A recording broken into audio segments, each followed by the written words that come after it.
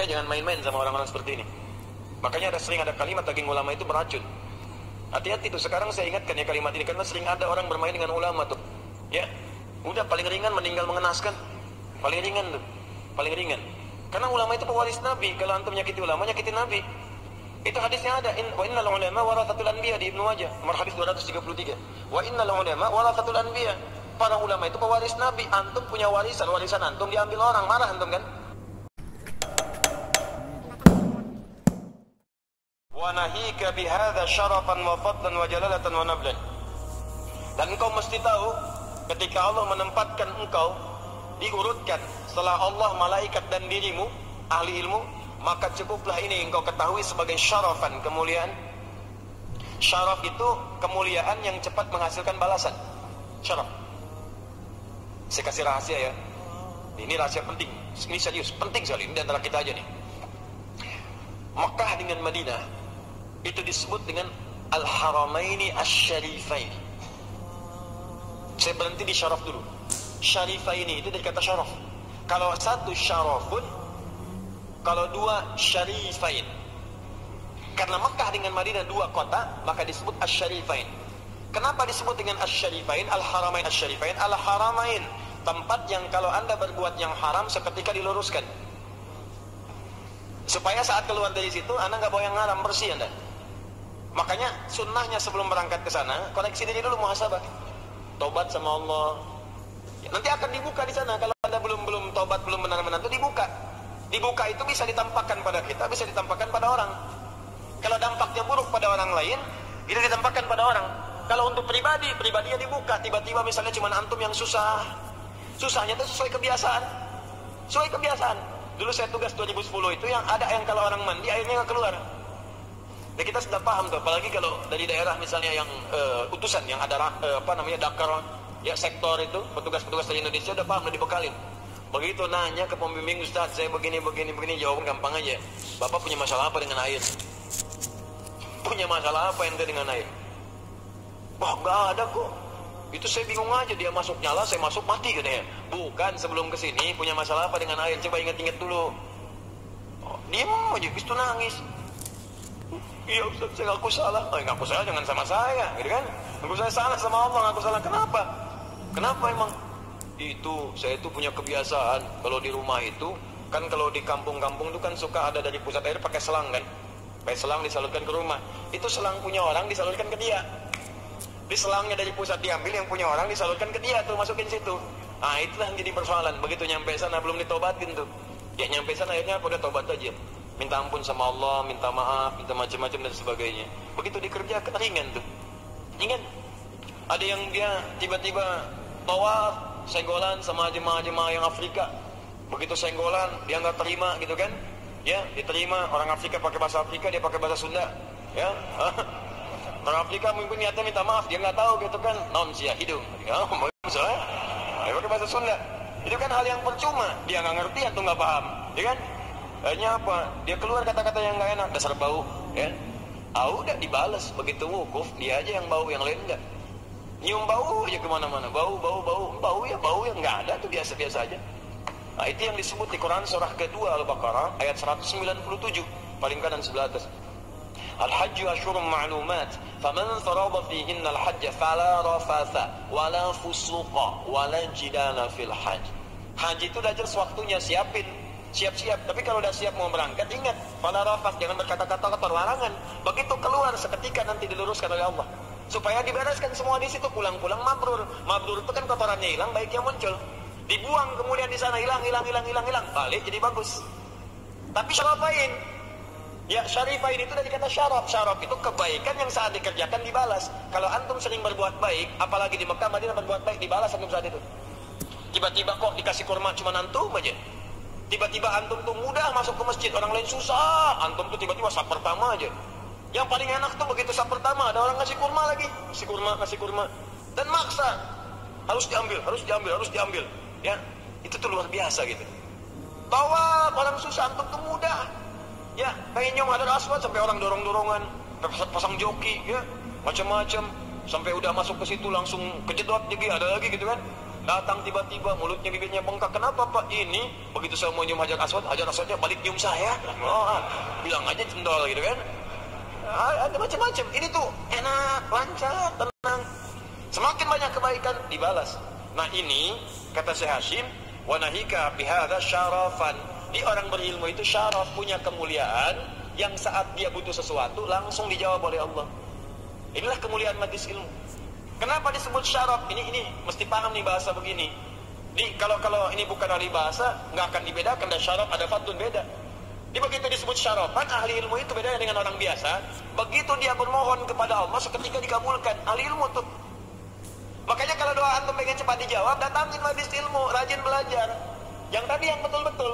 Makanya Nabi Sulaiman itu waktu pengen mindahkan arusnya, istananya Balkis, ya Ratu Balkis pengen dipindahin, Ifrit kan nantangin Ifrit.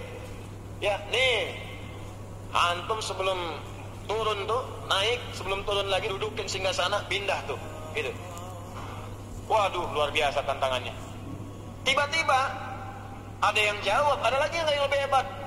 Tiba-tiba disebutkan oleh Quran, satu orang dari kalangan ahlul ilmi. Ahlul ilmi, bukan jin, bukan malaikat, bukan macam-macam. Insya Allah sebelum kedip dah ada tuh. Ifrit aja sebelum duduk bangkit baru ada. Itu kan cepet banget tuh mindahin sesuatu. Bisa nggak mindahin kubah Al-Azhar? Ya, misal ke galaksi. Oh bisa, Ustaz tinggal bangun aja, begitu bangun pindah kubah. Masya Allah. Udah nantangin Ifrit tuh, tiba-tiba ada jawaban dari ahlul ilmu dengan izin Allah. Kata ahlul ilmi, dengan izin Allah sebelum kedip dah pindah. Bengong Ifrit, bengong. Oh, belum kedip dah pindah tuh. Saya aja sebelum bangkit, dia sebelum kedip, gitu kan? Luar biasa tuh. Apa yang terjadi sesungguhnya? Doanya. Ternyata apa yang terlintas di hati orang berilmu itu, orang ilmunya benar, yang ilmunya benar, kalau udah terlintas di hati jadi doa. Sebelum diucapkan. Begitu terlintas langsung pindah, betul pindah. Tuh. Syaraf namanya tuh. Jadi kalau pengen cepat dikabulkan, makanya sering orang datang ke ulama minta doa. Saya bingung orang sekarang. Orang dulu ke ulama minta doa, orang sekarang minta foto. Tot selfie. Bingung saya. Ya. Di orang dulu minta doa, ini orang minta foto. Ya. Dilarang sih enggak, cuman sayang gitu. Ya. Dulu begitu ada seorang alim besar tuh di Bosnia dulu. Daerah-daerah Balkan lah pokoknya itu. Wah, itu jangan main-main lah kalau sama ulama-ulama yang tawadhu, yang sudahlah udah levelnya tuh sudah tinggi, sudah baik gitu kan. Yang ikhlas, yang macam-macam. Itu ada anak-anak muda pengen bermain-main, kurang lebih 3-4 orang. Ya, ngerjain ulama. Apa yang dikerjakan? Dia bawa kemudian keranda jenazah. Temannya suruh tidur di situ. Yuk kita kerjain nih. Katanya ulama hebat, kita bisa tipu dia. Mau main-main. Begitu sudah datang di tempat itu, dia sampaikan, ya Syekh Fulan, namanya Syekh Yazo, ya. Ya, begitu datang di situ, coba katanya ini ada yang meninggal. Bisa nggak saya sholatin, ya kan? Mereka udah nahan tawa-tawa. Tapi ini ustadzan aja nih ulamanya, alimnya ustadzan. Dia katakan, benar ini meninggal. Ya. Ini yang disolatin yang hidup apa yang meninggal? Tuh. Yang disolatin hidup apa meninggal? Mereka jawab, tidak ada orang hidup disolatin saya katanya. Yang ada orang meninggal. Sampai 3 kali nanya, 3 kali. Dia orang hidup apa meninggal? Orang meninggal katanya. Orang hidup apa meninggal? Orang meninggal. 3 kali disebutkan. Begitu sudah 3 kali, tanya lagi sayanya. Ini orangnya baik apa enggak? Ini baik. Orangnya bagus, baik. Ya, kami bersaksi. Makanya kalau ada yang meninggal suka ada yang nanya. Ya, ada khair. Itu sunnah Nabi juga. Awas bukan sembarangan. Bidah itu bidah. Bidah dari mana? Bukan. Bukan, zaman Nabi ada. Nabi itu kalau mau nyolatin jenazah nanya dulu, ini orang baik enggak?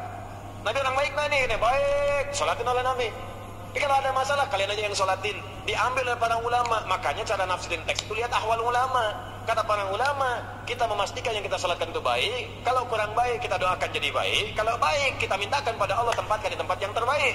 Maka orang nanya, ada khair. Yuk kita sholatin bareng-bareng. Ya kan? Dalam sholat kita doakan dengan baik. Itu maksudnya. Ditanya apa ini orang baik? Baik itu baik. Maka doakan, kata beliau, yuk kita sholatkan mudah-mudahan husnul khatimah. Disolatkan. Sholat benar-benar, sholat. Begitu selesai langsung pergi. Begitu pergi ketawa anak muda ini. Katanya ulama beneran kita tipu. Katanya ulama beneran kita tipu juga. Kena deh kalau kata bahasa sekarang gitu kan. Ketawa mereka semua. Begitu ketawa dia panggil yang di keranda. Bangun, kita udah menang katanya. Bangun, gak ada jawaban. Gak ada jawaban. Begitu dibuka sudah kaku. Selesai, wafat dia. Oke, jangan main-main sama orang-orang seperti ini. Makanya sering ada kalimat daging ulama itu beracun. Hati-hati tuh, sekarang saya ingatkan ya kalimat ini. Karena sering ada orang bermain dengan ulama tuh, ngedit fotonya. dibuat begini, buat begitu, keluar aja kalimat tuh, udah tuh, ya, udah paling ringan meninggal mengenaskan, paling ringan tuh, paling ringan. Karena ulama itu pewaris Nabi, kalau antum menyakiti ulama, nyakiti Nabi. Itu hadisnya ada, wa innal ulama warathatul anbiya di Ibnu Majah, nomor hadis 233. Wa innal ulama warathatul anbiya. Para ulama itu pewaris Nabi. Antum punya warisan, warisan antum diambil orang, marah antum kan? Antum punya warisan tanah antum, warisan bapak diambil orang, antum marah. Ya warisan Nabi diambil antum, dicela antum, ya Nabi marah lah. Paham ya? Ya, yang paling bahaya, ulama itu ditempatkan nomor 3 oleh Allah setelah malaikat. Ya, syahidallahu annahu la ilaha illa huwa wal malaika wa ulul ilmi. Ulama urutannya ditempatkan oleh Allah, dipuji. Antum ganggu ulama, ya Allah marah. Paham ya? Kenapa tegang begini? Ya. Itu mesti hati-hati. Awas jangan salah kontrol. Jangan salah kontrol ya. Jangan celah, jangan apa-apa dan sebagainya. Ini seringkali begini nih, karena konstelasi politik juga sekarang nih, pilpres apa-apa, mungkin di setiap kubu ada ulama, ada apa, kita hormati, mungkin masing-masing punya ijtihad. Ya, kalaupun misalnya ada sesuatu yang keliru, jangan dan diolok-olok, tidak. Kita doakan dengan baik. Pilihan boleh beda, silakan. Ya, itu tidak ada masalah, tapi jangan berselisih, jangan sampai ribut dan sebagainya. Paham ya? So, apalagi kemudian menjelek-jelekan ulama itu tidak boleh. Ya, mendoakan boleh. Ya Allah, mau jadikan hadar rais gini disebut si fulan, amin, kita aminkan, amin, kan? Nah, itu boleh, silakan aja. Ya, pas diralat nggak sempat aminin lagi juga nggak apa-apa, ya nggak ada masalah gitu. Ya nggak usah rame, biasa aja, deh, biasa aja. Ya nggak usah langsung dicari, disusul, gini gitu kan, kasihan juga gitu kan. Halo, sudah ya, dah dulu lah.